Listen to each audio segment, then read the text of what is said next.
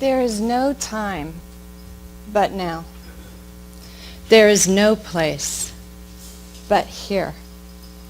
In the sacred we stand, all together, hand in hand.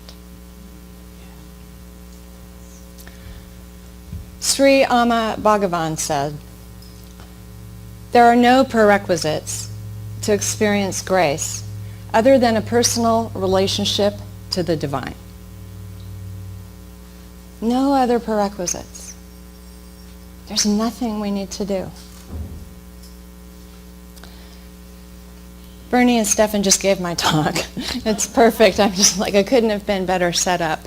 The topic is, how deep is my well?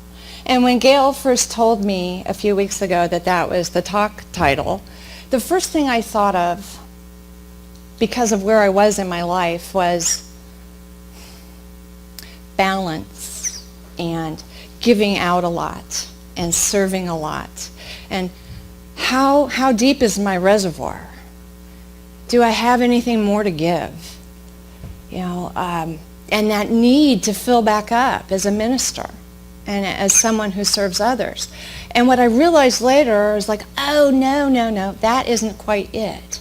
The well is God, and the well is within me. But the thing is that I get that first thing when I turn to the second idea. It is that and so much more. It is that which gives me the balance in my life and gives me that nourishment and renewal and replenishment. And it is that which is what I am speaking from in this moment, where I love from, how I dance in the world. It is me. In, through, and as me. It is you. We are that. There is only one of us. In your eyes, it's me I see. Oh my gosh, if we live from that place and that recognition, in that sacred dwelling of the Most High Good, in every moment, how sweet would life be? And yet, I don't know if you've noticed, but sometimes when I'm driving down I-5, I live in Shoreline and I'm coming here, there is a tremendous amount of traffic. And I am cursing you out. I'm like, get out of my way. You're going too slow. Go the speed limit. I'm not all like, we are one. You are the face of God. In your eyes, it's me I see. You are my reflection. Namaste. Right? There's this thing about wells. They can be invisible and hidden until we are right up upon them. They are deep within the earth, within the mystery. And we only perceive the depth of a well when we actually peer over. And sometimes we can look down into it and we can't even see the bottom. We can't even see how deep it is. This is a well in Portugal, and I'm going to speak to it in a minute. And there's another one, which is a beautiful picture. Isn't that a sweet spot? Yeah. You want to dive in? Me too. Totally. Let's go there. Let's have a sacred travel trip from Genesis to there, wherever it is. Wells, sometimes we have the idea that wells dry up. And that we need to go from this well to that well, oh, but that doesn't seem juicy anymore, to that one, and oh, that shiny one, and that shiny one. Because we're not getting satisfied and satiated and filled. We're looking outside of ourselves for something else, to be that source, to be that guru, to be the next best thing. The next best prosperity teaching I can learn so that I can manifest everything I want in my life right here and right now. That next sweet beloved partner in relationship, my next car, my next job. It's always outside of us and it's never satisfying. We're looking in the wrong place. We're looking outside of us instead of turning our attention within. There's a reason why sacred texts from all the different traditions have said, be still and know I am God. Know thyself. Wells can also be a gathering place. There was a woman in Nigeria who was talking to an American and they were comparing their lives, and the American was talking about having running water and heat and things in her house. And the Nigerian woman said, oh, but if I didn't go to the well, how would I know how all of my friends are doing? And how would I be able to support them? And how would they be able to support me? Because we go to the well together. And we support each other. And so for her, the idea of running water in her home was terrible. Because she'd lose that connection. So we have that well within us, but we also have those wells. We can access that well together collectively. And I was thinking about it. That's what we do in spiritual community, and especially if we're doing practice together, like we will on Wednesday when Hassan comes and we do the Sufi dancing and the music, and we talk about Ramadan and the 5 pillars of Islam, and maybe throw a little Hafiz and Rumi in there. We're going to do some group spiritual practice, and we're going to dance together. For me, sometimes that's the sweetest spot, is when I do that practice. I go to the well with you, and we have a powerful experience of that felt presence of the one in us, through us, and as us collectively, in a circle, hand in hand. There's a story in the Bible where Jesus went to the well in Samaria. Or I think maybe he wasn't in Samaria. There was a Samaritan woman at the well, and Jesus was alone, which was not usual. Usually he had his disciples with him, but they were off taking care of things.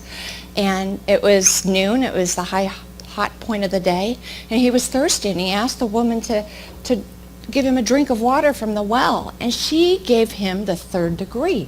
She asked him all these questions. Why would you take water from me, a Samaritan woman, and you don't have anything to hold the water, and what am I going to put down and get the water out for you to have a drink in? And she just went on and on. And Jesus finally says to her something about the water I bring and that I have will quench your thirst, so that you don't have to keep running and running back to the well, and to that well, and to that well, and to that one. But will quench your thirst entirely, for I bring the living waters. He was talking about that well that each one of us has within us. And can't we be like that sometimes? Meeting with resistance the idea of doing our practice.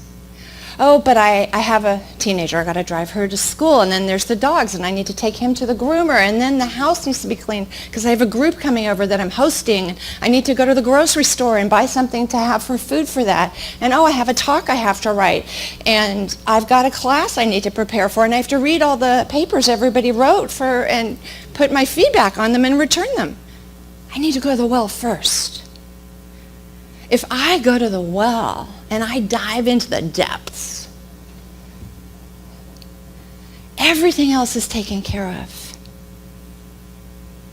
But that's the thing. It requires me and all of us to go to the well and then do something with it. It's just like electricity. It's there. It's available. God is available. The divine is available. But it's awaiting our recognition of it. We have to take action. We have to step towards it. Just like if you've lived on a farm, you know about priming the pump, right? You can go and try and get water out of it, but until you prime the pump, nothing is going to happen. We have to take the first action. And the same is true with the well. We have to take the time to slow down and stop and go within and dive into that. Doesn't that sound delicious? You know what I love is now that you've seen this picture, we can all go home and in our chairs or our comfy places, wherever you go to do your practice, you can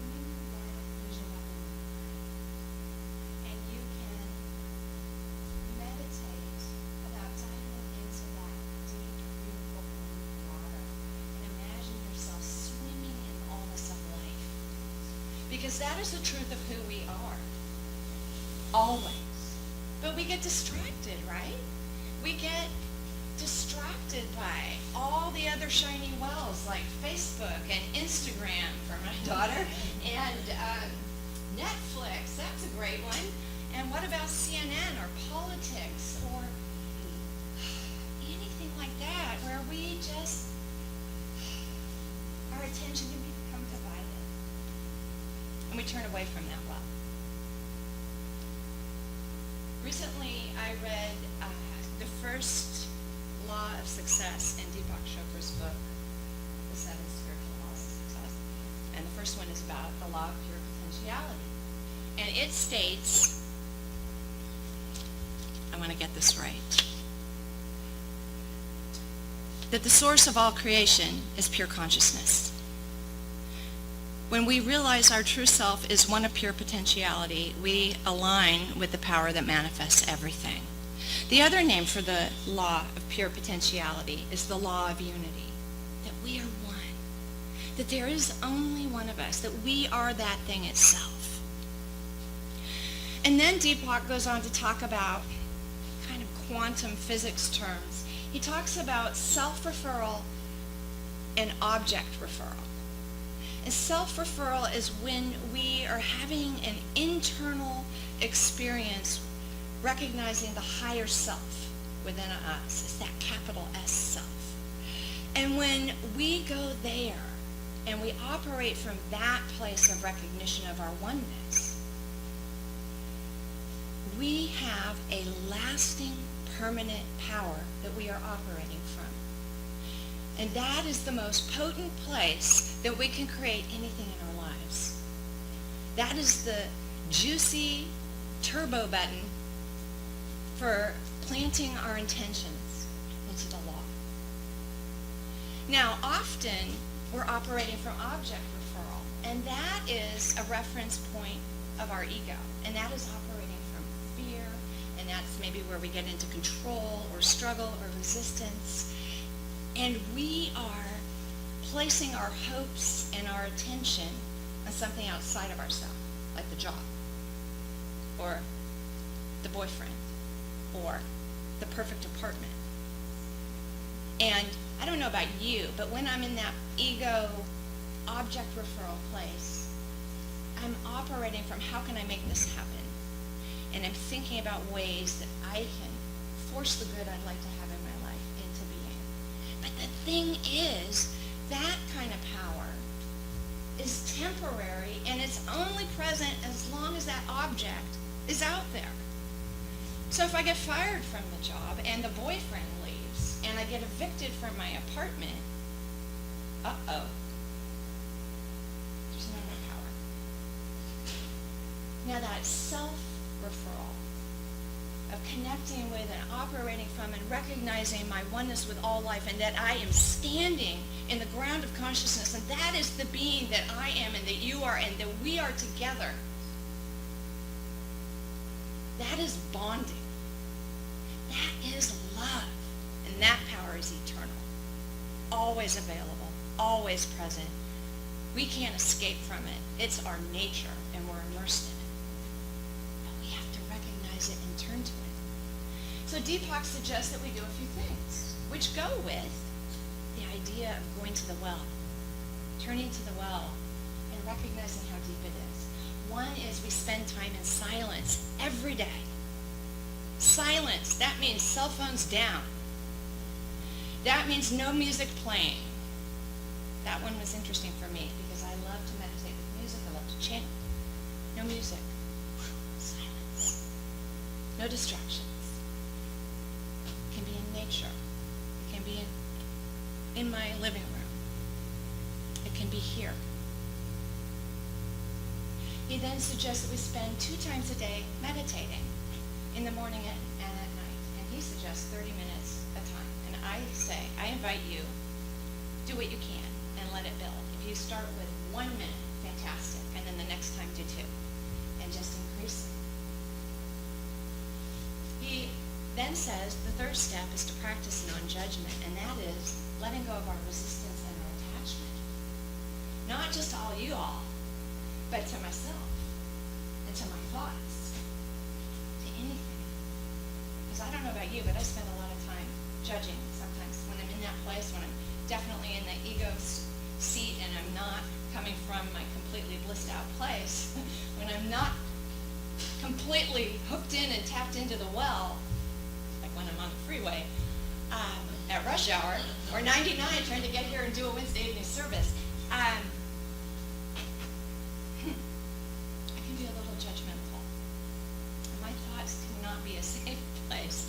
He says our thoughts can be turbulent. Our mind can be turbulent, and being in the silence, being in the stillness, going out into nature and connecting, which is the fourth thing. Go out into nature and commune, and it gives us that realization and felt experience of our interconnectedness with all life, that there is truly only one of us. So go out in nature, that those things still our mind. It grounds us back into the truth of our being. And it is from that place and that space that everything happens. The healing occurs. All we have to do is go to the well. Recognize our oneness. Remember the truth of our being. And cultivate a relationship with the divine. Ask it to partner us. Seek it out. Play hide and seek as you go through your day and find the divine in other people. Find it everywhere, in the beautiful flowers in the atrium, in the sun, in kids, in music, in dancing, in art, in paintings, in delicious meals, in beautiful experiences, in travel to sacred places, in being of service to other people. Whatever works, whatever gives you that felt experience of the one, as you, as everyone. Do that. Do that more. And from that place, the healing and the revealing happens. That this is when we are in that place, in that space I call grace. It's like when you drop a little stone into a still body of water and you see the ripple go out. And then you do it again. And those are like our intentions going into the law. Into that universal potentiality, that field of all limitless possibility. And then demonstration can be like that. He says if we're not taking the time to go to the well, to be still, to know, to be nourished. And we're setting our intentions. He said you can place the entire Empire State Building in the turbulence of your mind, and nothing will happen. Because we have to get still and know first. Laura, will you switch it back to the other picture? Thank you. So this well is in Sintra, Portugal. And this is a well that actually has never held water to drink. It is what is called an initiate's well. And there's a few things they don't know about what was done here, but as you can notice, it's like a tower that's inverted going into the ground as opposed to up into the sky. And the initiates would go down spiral staircases all the way down to the bottom, and it is about 139. Excellent. 139 steps down to the bottom. Along the way, there's 22 niches where things can be placed. And at the bottom, there's a compass and a star, and it has to do with the Templars. And there was a place that held water that was like a baptismal font. And so what would happen is the initiates would make their way down to the bottom into the dark where they could almost no longer see the light. And they would be baptized, and they would come back up into the light and bring something out of the darkness. And so it was a death and a rebirth experience. It was a leaving the material world, going to the divine, being blessed, and bringing that blessing back into the world so that we can be in the world, but not of it. So that we can have that heaven and earth experience. So I wanted to share this image with you too, because it speaks to my soul. There's something really beautiful about that. Throughout every tradition and throughout all time, there have been people that have spent their lives in the experience of drinking from the well. We know them as mystics. They're in every tradition, and they all say the same thing. There's only one of us, and there's only this moment. We have everything within us, and that what we're here to do is bring it out. In the Hindu tradition, there is a path that's called the bhakti path, and that is the path of love and devotion. And within me and within my heart, I am a bhakti at nature. That's why I love rituals, that's why I love ceremonies, that's why I love ancient things and poetry, because I see everything as part of my relationship with partnering with the divine. I am dancing the dance of life in spirited partnership with God. And I invite you to do the same in your own way. And what I know is for each and every one of us, that'll be different. That we have that felt experience of the presence doing different things.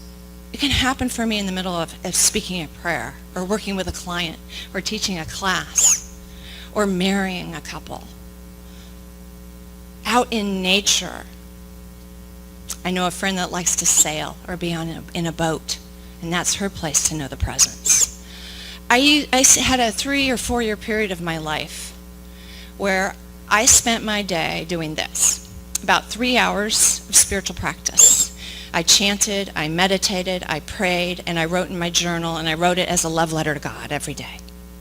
Then I left my prayer chair and I went down to my studio and I created art for the next 8 or so hours. I was a potter, and so I had a 2-part studio. I would go in and would throw clay on my potter's wheel, and I would center the clay and work with it and build tableware, because that's what I made. Very colorful, floral, hand-painted tableware.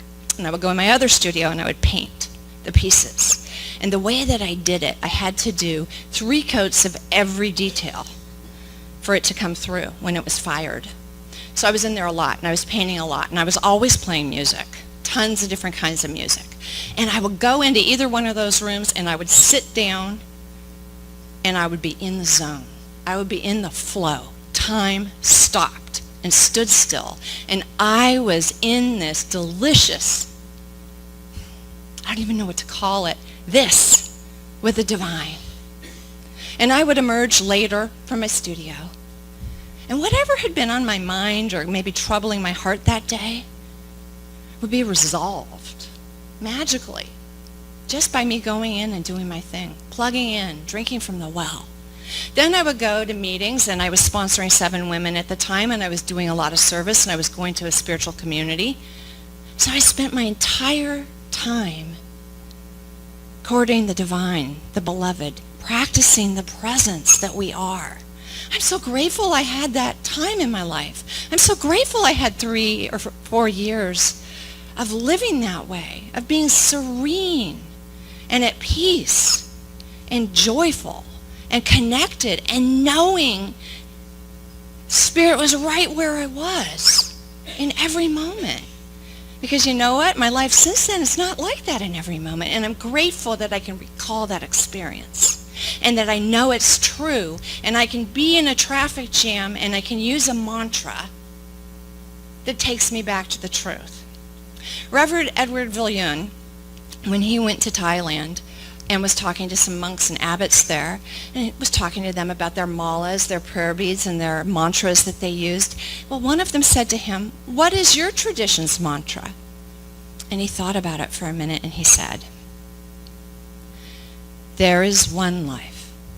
That life is God's life. That life is perfect. That life is my life now." Please join me. There is one life. That life is God's life. That life is perfect. That life is my life now. There is one life. That life is God's life. That life is perfect. That life is my life now. There is one life. That life is God's life. That life is perfect. That life is my life now.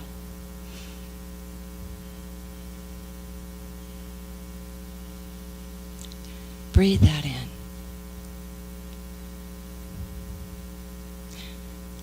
It's really easy.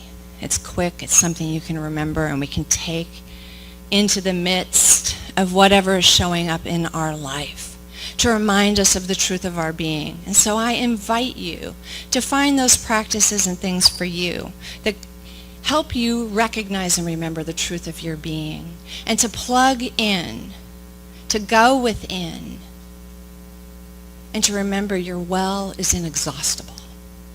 On the back table, I have brought a handout for you that has questions and prayers and affirmations to help you cultivate your relationship, your partnership with the divine.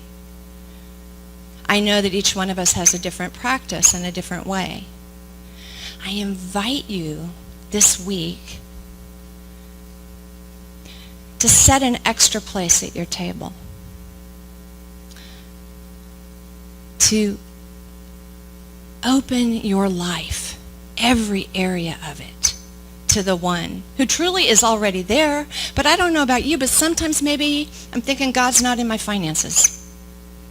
It's okay to ask for help in other areas, but maybe finances or other certain things, not so much.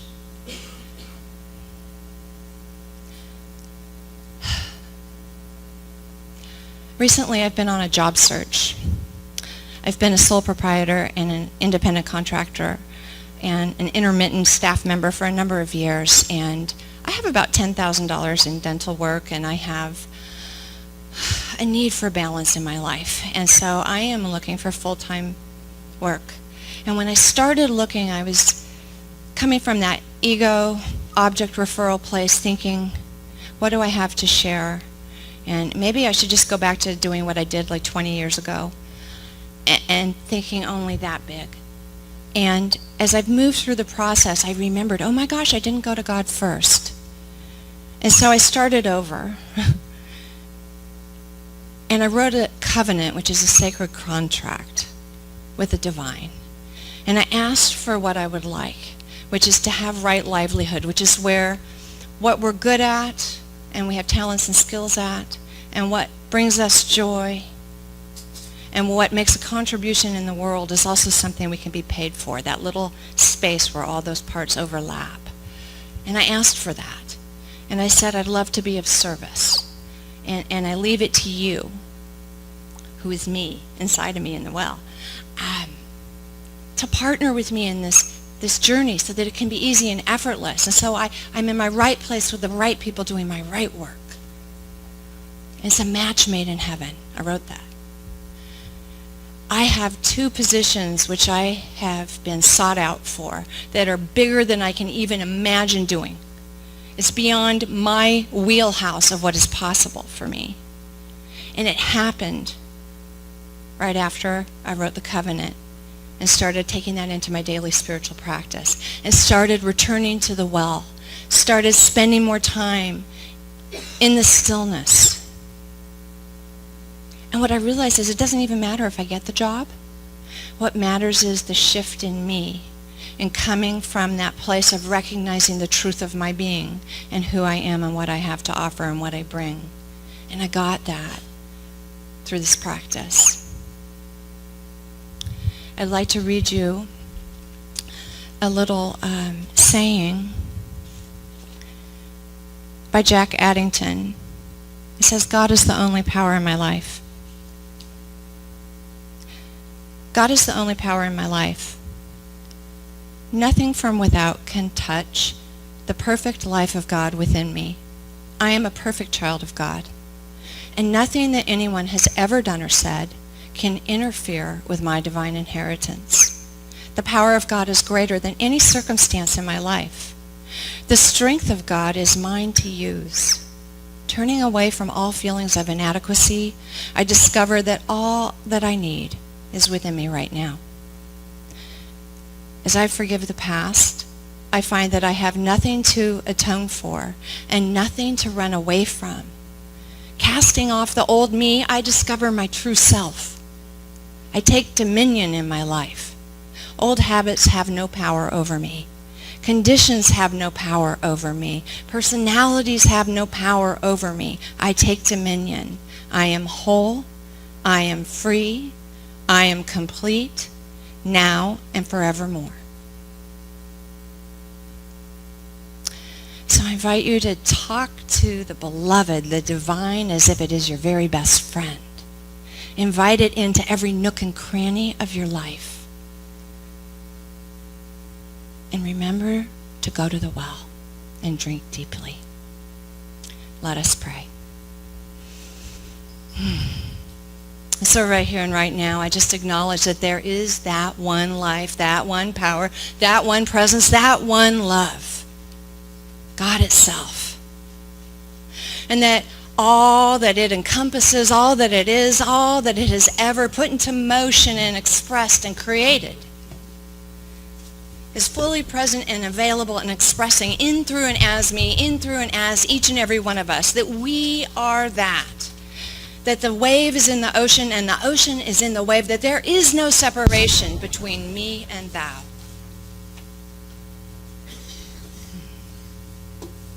And so from this place of unity, I declare that there truly is no prayer that is unanswered, that there truly is no need that is not met, that there truly is no love that is not returned, that there is no question that is not answered, that life is always for us, working with us, supporting us, lifting us, inspiring us, dancing as us. And so here and now, I know that we are free to meet it where it is, to go to the well and lower that rope and bring up that cup and drink from the living waters of the goodness of life and love itself, to practice our own bhakti dance on this human, physical realm. The lover and the beloved are one. To open and be receptive to that good unfolding in our lives, pressed down and spilling over. And as we do so, I know that this good is rippling out and blessing each and every person, each and every place, each and every situation we come in contact with on our daily journey of life. How good it is. This is the way love works. And so I just give thanks, and I release these words into that well, into the law. Knowing it is already done, I let it be, and so it is. Amen.